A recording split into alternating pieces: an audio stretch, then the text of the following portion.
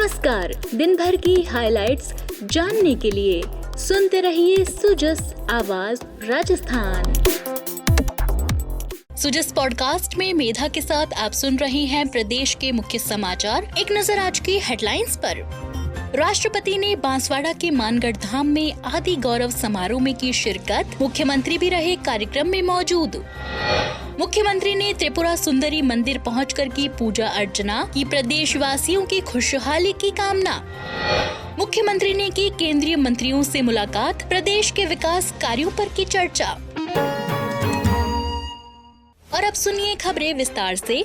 राष्ट्रपति द्रौपदी मुर्मू के मुख्य आतिथ्य में आज बांसवाड़ा के मानगढ़ धाम में जनजाति विभाग का आदि गौरव समारोह हुआ। इस समारोह में राज्यपाल हरिभाऊ किशनराव बागड़े और मुख्यमंत्री भजनलाल शर्मा भी मुख्य अतिथि के रूप में मौजूद रहे। राष्ट्रपति द्रौपदी मुर्मू ने मानगढ़ धाम के शहीदों को नमन किया, साथ ही आदि गौरव सम्मान पाने वाले व्यक्तियों और संस्थाओं को भी बधाई दी। कार्यक्रम को संबोधित करते हुए राष्ट्रपति ने कहा, आज आदि गौरव सम्मान प्राप्त करने वाले सभी व्यक्तियों को और संस्थाओं को मैं बहुत बहुत बधाई देती हूँ। व्यक्तिगत सम्मान प्राप्त करने वाले लोगों में महिलाओं की संख्या अधिक है। ये आदिवासी समाज के लिए, राजस्थान के लिए और पूरे देश के लिए गौरव की बात है। ये मैं इसलिए कह रही हूँ कि महिलाओं का विकास किसी भी समाज के विकास का आईना है। इस सम्मान समारोह से ये भी सिद्ध होता है कि जनजाति समुदाय के लोगों में बहुमुखी क्षमता है और उन्होंने अनेक क्षेत्रों में अमूल्य योगदान दिया है। हमारे जनजातीय शिल्पीकार भाई बहन अपने हाथों से बहुत सुंदर चीजें बनाते हैं।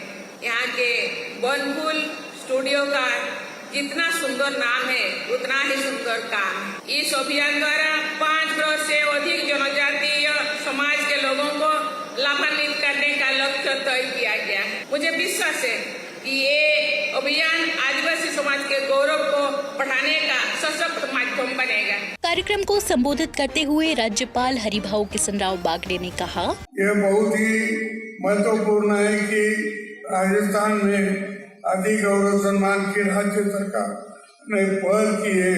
इसके लिए मैं प्रदेश के मुख्यमंत्री भजनलाल सिंह शर्मा को बधाई देता हूँ और उनकी सराहना करता हूँ। उन्होंने आदिवासी क्षेत्रों में इस तरह की ये अनुपम सौगात जनजातीय क्षेत्र को दी है।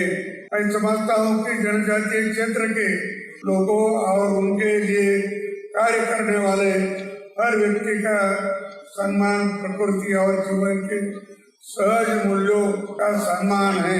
जनजातीय क्षेत्र में बसे लोगों को मुख्य धारा से जोड़ने और उनके कार्य के प्रसार से ही हम एक भारत श्रेष्ठ भारत की भावना को व्यवहार में सफलीभूत सकते हैं। इसी दौरान मुख्यमंत्री भजनलाल शर्मा ने मानगढ़ धाम के लिए कई बड़ी घोषणाएं की। मुख्यमंत्री भजनलाल शर्मा ने कार्यक्रम को संबोधित करते हुए कहा कि आदिवासी समाज ने आदिकाल से ही देश के विकास के लिए महत्वपूर्ण भूमिका निभाई है। जनजातीय क्षेत्र की कई प्रतिभाओं ने देश में अपना लोहा मनवाया है। प्रतिभाओं को सम्मानित करने के लिए आदि गौरव सम्मान की पहल राज्य सरकार की ओर से की गई है। साथ ही कहा कि राज्य सरकार द्वारा बेटियों, बुजुर्गों, महिलाओं और खिलाड़ियों को प्रोत्साहित करने के लिए कई योजनाएं भी चलाई जा रही हैं। मुख्यमंत्री ने कहा कि मानगढ़ धाम पूरे भारत के लिए अनमोल धरोहर है। उन्होंने कहा कि बिरसा मुंडा के जन्म स्थान तक जाने के लिए विशेष ट्रेन प्रारंभ किए जाने का भी प्रयास किया जाएगा। साथ ही मानगढ़ धाम पर धूनी के विकास कार्य के लिए मुख्यमंत्री ने 5 करोड़ रुपए की घोषणा की। इसके अलावा मानगढ़ धाम पर पुलिस चौकी की स्थापना की भी घोषणा की गयी।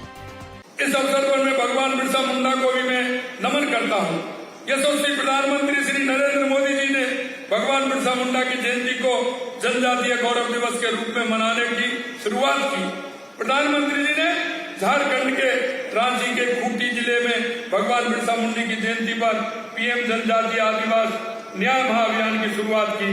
पिछले सप्ताह में झारखंड गया था। मेरे को झारखंड जाने का मौका मिला। मैंने झारखंड और राजस्थान के बीच आदिवासी संस्कृति की समानता को देखा तथा हमने भगवान बिरसा मुंडा जी की जन्मस्थली झारखंड से राजस्थान के बीच एक स्पेशल ट्रेन संपर्क बहाल करने की भी बात कही है और निश्चित रूप से वो ट्रेन हमारी जल्दी ही प्रारंभ होने वाली है। हमारी सरकार आदिवासियों के कल्याण के लिए पूरी तरह से प्रतिबद्ध है। हम शिक्षा, स्वास्थ्य, बुनियादी ढांचे क्षेत्र में अनेक योजना चला रहे हैं ताकि हमारे आदिवासी भाई बहनों का जीवन स्तर ऊंचा उठ सके। मैं 5 करोड़ रुपए हाउस धूनी के लिए हम करना चाहते हैं कि जिससे कि अच्छी, सुसज्जित और अच्छी हमारी वो धूनी बने। इसके लिए 5 करोड़ रुपए की मैं घोषणा करता हूं। और दूसरा, मैं यहाँ पुलिस चौकी की आवश्यकता है। एक पुलिस चौकी भी यहाँ हो, मैं आज उसकी भी घोषणा करता हूँ कि पुलिस चौकी भी यहाँ होगी। मुख्यमंत्री भजनलाल शर्मा ने त्रिपुरा सुंदरी मंदिर पहुंचकर पूजा अर्चना की। इसकी जानकारी देते हुए उन्होंने सोशल मीडिया संदेश पर लिखा, जग जननी मां भगवती की उपासना के पावन महापर्व शारदीय नवरात्रि के पुनित उपलक्ष्य पर आज बांसवाड़ा में मां त्रिपुरा सुंदरी के पूर्ण विधि विधान से दर्शन पूजन करने का सौभाग्य प्राप्त हुआ। देवी मां की कृपा सदैव समस्त प्रदेशवासियों पर बनी रहे। सबका मंगल और कल्याण हो और सबकी मनोकामनाएं पूर्ण हो, यही मेरी मंगल कामना है। इससे पहले राष्ट्रपति द्रौपदी मुर्मू ने आज आपू में अध्यात्म से स्वच्छ और स्वस्थ समाज विषयक ग्लोबल समिट में भाग लिया। इस अवसर पर राज्यपाल हरिभाऊ किशनराव बागड़े भी सम्मानित जनों में उपस्थित हुए। अपने संबोधन में राष्ट्रपति द्रौपदी मुर्मू ने कहा कि अध्यात्म से जुड़ाव हमें समाज और विश्व को देखने का एक अलग सकारात्मक दृष्टिकोण प्रदान करता है। ये दृष्टिकोण हमें सभी प्राणियों के प्रति दया और प्रकृति के प्रति संवेदनशीलता का भाव उत्पन्न करता है। राज्यपाल श्री बागड़े ने इस वैश्विक परिचर्चा में अपने विचार रखते हुए कहा कि आध्यात्म भारत की वह सुदृढ़ परंपरा है जिसके जरिए जीवन की उत्कर्ष राहों का निर्माण किया जाता है। राज्यपाल ने इससे पहले आबू रोड स्थित ब्रह्म कुमारी आश्रम में जैविक खेती उद्यान राज ऋषि आदर्श वाटिका का अवलोकन किया। उन्होंने वहां रसायन रहित खेती, फल सब्जी आदि के उत्पादन की सराहना की। उन्होंने कहा कि ग्लोबल वार्मिंग और रासायनिक खेती के उत्पादनों से होने वाले असाध्य रोगों से बचाव का उपाय जैविक खेती ही है। इसके लिए सभी मिलकर प्रयास करें। इससे पहले उन्होंने वहां वृक्षारोपण भी किया। मुख्यमंत्री भजनलाल शर्मा ने कल नई दिल्ली में केंद्रीय मंत्रियों से शिष्टाचार भेंट की और प्रदेश में चल रही विभिन्न परियोजनाओं और विकास कार्यों की जानकारी दी। इसी क्रम में श्री शर्मा ने केंद्रीय स्वास्थ्य और परिवार कल्याण और रसायन और उर्वरक मंत्री JP नड्डा से शिष्टाचार भेंट की। इस अवसर पर श्री शर्मा ने दिसंबर में जयपुर में होने वाले rising Rajasthan global investment summit 2024 की तैयारियों की जानकारी दी। इसके अलावा उन्होंने केंद्रीय मंत्री को प्रदेश में स्वास्थ्य सेवाओं और व्यवस्थाओं के सुदृढ़ीकरण और अन्य महत्वपूर्ण विषयों पर सकारात्मक चर्चा कर उनसे मार्गदर्शन प्राप्त किया। वहीं मुख्यमंत्री ने केंद्रीय जल शक्ति मंत्री CR पाटिल से भी मुलाकात की और उनको राजस्थान में जल जीवन मिशन और पूर्वी राजस्थान नहर परियोजना ERCP की वर्तमान प्रगति और क्रियान्वयन के विषय में विस्तृत जानकारी दी। साथ ही प्रदेश से संबंधित अन्य विकास कार्यों को लेकर भी उनके साथ वार्ता की। मुख्यमंत्री श्री शर्मा ने केंद्रीय उपभोक्ता, खाद्य और सार्वजनिक वितरण और नवीन और नवीकरणीय ऊर्जा मंत्री प्रहलाद जोशी से भी मुलाकात की और उन्हें राजस्थान में उनकी सरकार द्वारा किए जा रहे विकास कार्यों, जन कल्याणकारी योजनाओं, ऊर्जा क्षेत्र में नवाचारों और कृषि उत्पादन में वृद्धि की विस्तृत जानकारी दी। इसके अलावा राज्य में खाद्य सुरक्षा, सार्वजनिक वितरण प्रणाली के सुदृढ़ीकरण और नवीकरणीय ऊर्जा के क्षेत्र में भविष्य की योजनाओं पर सार्थक चर्चा की।